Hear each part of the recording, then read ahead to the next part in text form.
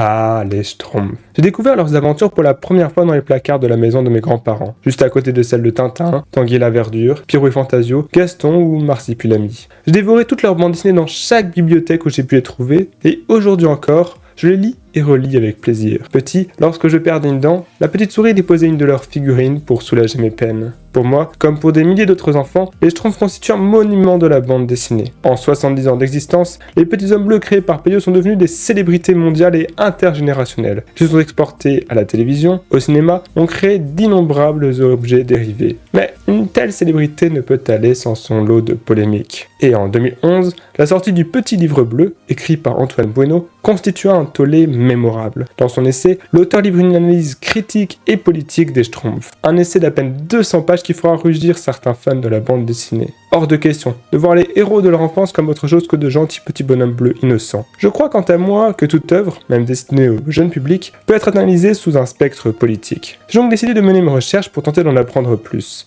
et découvert des dizaines d'analyses plus ou moins sérieuses. Alors les Schtroumpfs communistes, anticapitalistes, sexistes, il est temps de replonger dans cet univers de votre enfance pour que je vous livre l'interprétation qui, bien que méconnue, est je crois la meilleure de toutes.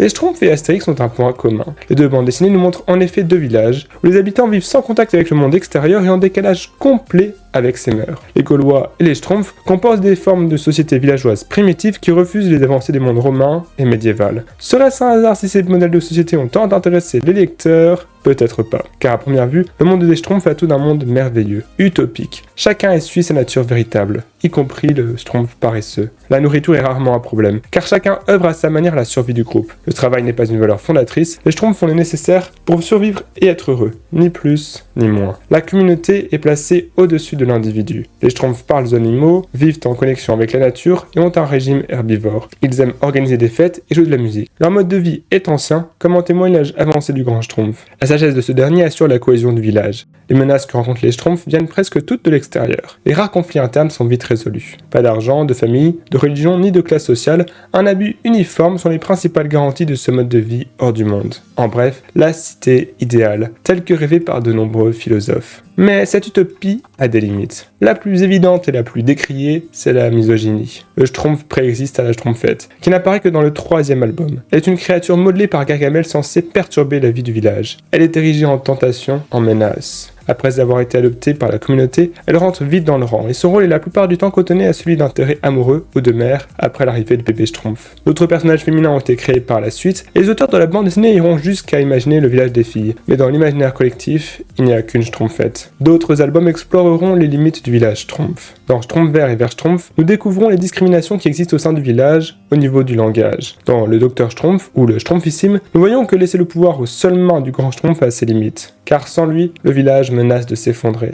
De par son âge, il est le seul légitime à commander. À ma connaissance, aucune bande dessinée n'a encore abordé la question de sa succession. Le grand Schtroumpf n'est pas infaillible. Son engrais magique permet l'éclosion de la menace du Krakoukas, un immense oiseau carnivore. Il tire plutôt sa légitimité de son éthique, qui se veut protectrice pour le village et son mode de vie. Ainsi, il défend de toucher à tout ce qui a été fait par les humains, pour les humains, notamment l'argent. Si plusieurs auteurs ont vu de l'anticapitalisme dans les Schtroumpfs, ce n'est pas seulement parce que la tentative du Schtroumpf financier d'introduire de l'argent dans le village échoue. C'est aussi parce que Gargamel est d'une certaine manière l'incarnation de ce capitalisme forcené et insensible. La quête ultime du sorcier est la pierre philosophale, lui permettant de transformer n'importe quel matériau en or. C'est ce qu'il pousse à poursuivre les Schtroumpfs. Cette hypothèse, comme les autres évoquées en début de vidéo, est intéressante, mais ne me convainc pas vraiment. En revanche, il existe une autre interprétation du village Schtroumpf qui a complètement changé mon regard sur ce dernier. Car, dans notre monde à nous, il existe un modèle de vie commune qui ressemble beaucoup à celui du village Schtroumpf. Il n'y a que des hommes ou que des femmes, toutes et tous habillés de la même manière. Chacun conserve sa liberté, mais décide de se mettre au service de la communauté. Les repas sont pris ensemble, il n'y a ni argent ni accumulation de richesses. Chacun a son rôle, tous sont égaux sauf le chef de la communauté qui est appelé père ou mère et aide chacun à s'élever. Ce modèle, vous l'avez sans doute deviné, c'est celui de la communauté monastique. Oui, le grand Schtroumpf est une forme de père abbé choisi pour son âge et sa sagesse. Et si l'on pousse un peu la métaphore, Gargamel pourrait être Satan, la menace qui demeure toujours pour la communauté si elle ne parvient pas à s'en cacher. Que Peyo ait eu ou non les moines en tête en imaginant sa bande dessinée, son œuvre a le mérite de proposer aux enfants un autre modèle de société. Une société où la communauté prime sur l'individu, à l'inverse de notre modernité, et c'est à mon sens ce qui rend les Schtroumpfs passionnants à analyser.